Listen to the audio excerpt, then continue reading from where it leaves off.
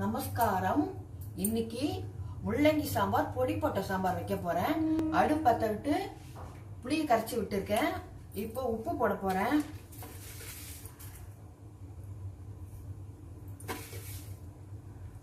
உப்பு போட்டுட்டு சாம்பார் பொடி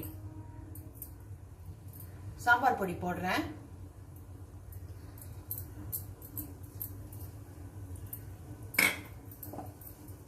அப்புறம் வெங்காய பொடி போடுறேன்.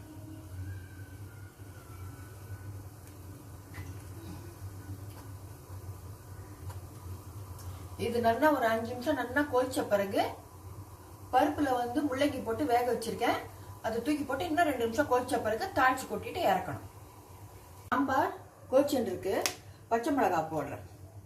பச்சை மிளகாய் போட்டா அது ஒரு வாசனையா நல்லா இருக்கும், அதுக்காக போடுறேன்.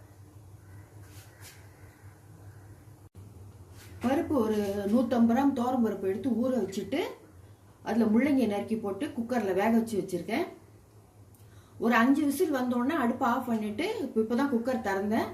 அதை எடுத்து வச்சிருக்கேன். முள்ளங்கியும் பருப்பு நல்லா வெந்திருக்கு. இது அந்த புளி தண்ணி நல்லா கொதிச்ச உடனே இதை தூக்கி அதில் போட்டு அது இன்னும் 2 நிமிஷம் கொதிச்ச உடனே தாளிச்சு கொட்டணும். தண்ணி நல்லா கொதிச்சு எடுத்து திக்கா எடுத்து இப்போ வேக வச்சிருக்கேன் இல்லையா, முள்ளங்கி பருப்பு போட்டு அதை அதில் போட போறேன். போட்டுட்டு ரெண்டும் சேர்ந்து நல்லா ஒரு 5 நிமிஷம் கொதிச்ச பிறகு தாளிச்சு கொட்டிடணும்.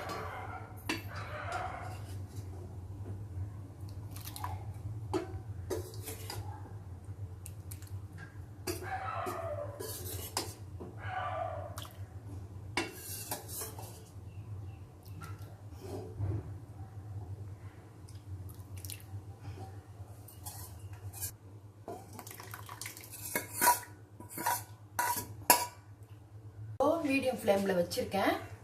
அது நல்லா கொதிச்ச பிறகு எல்லாம் பருப்பு புளி தண்ணி எல்லாம் நல்லா சேர்ந்துரும். 2 நிமிஷம் கொதிக்கணும். இப்போ நல்லா கொதிச்சுடுது, ரெடி ஆயிடுது.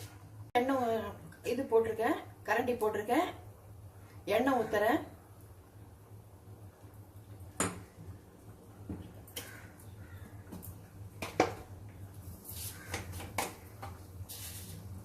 கடுகு போடுறேன்.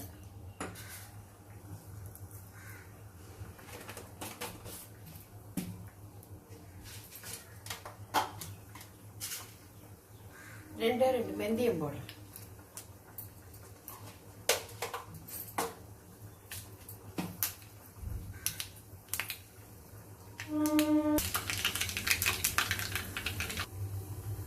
கடுகு வெடிச்சிருத்து ஊத்துறேன்.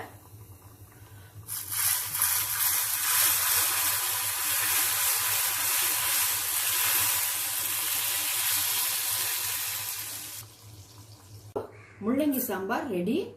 எப்படி இருக்குன்னு பார்த்துட்டு சமைச்சு பார்த்துட்டு சொல்லுங்க. மறக்காம சப்ஸ்கிரைப் பண்ணுங்க. தேங்க்யூ.